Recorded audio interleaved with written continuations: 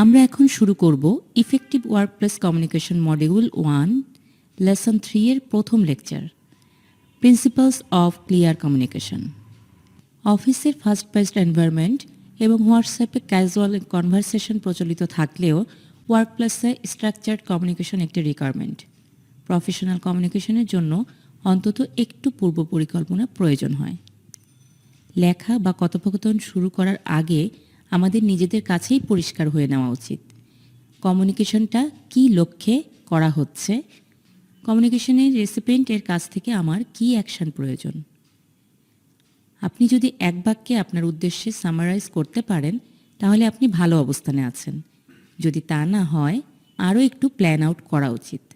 আপনার মূল পয়েন্টটি নির্ধারণ করার পর এটি কথোপকথনের শুরুতেই যত তাড়াতাড়ি সম্ভব উল্লেখ করুন।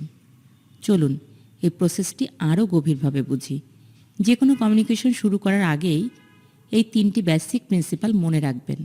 আন্ডারস্ট্যান্ড ইয়োর পারপাস বা আপনার উদ্দেশ্য বুঝুন। নো ইয়োর অডিয়েন্স, আপনার শ্রোতাদের জানুন। Decide the outcome and how to get there বা ফলাফল কী হবে এবং কিভাবে সেখানে পৌঁছানো যায় তা নির্ধারণ করুন। আমরা এই প্রিন্সিপালস বা নীতিগুলোকে আমাদের যোগাযোগের উন্নতির জন্য 3টি ধাপ হিসেবে বিবেচনা করব। পুরো লেকচারের বিভিন্ন পয়েন্টগুলো আরেকবার দেখে নেই। 1. প্রফেশনাল কমিউনিকেশনের ক্ষেত্রে প্ল্যান করে প্রস্তুত হওয়া একটি গুরুত্বপূর্ণ বিষয়। 2. কমিউনিকেশন আরও ভালো করতে হলে আমাদের 3টি প্রিন্সিপাল মনে রাখা ভালো। Understanding purpose, knowing audience, deciding outcome and how to get there.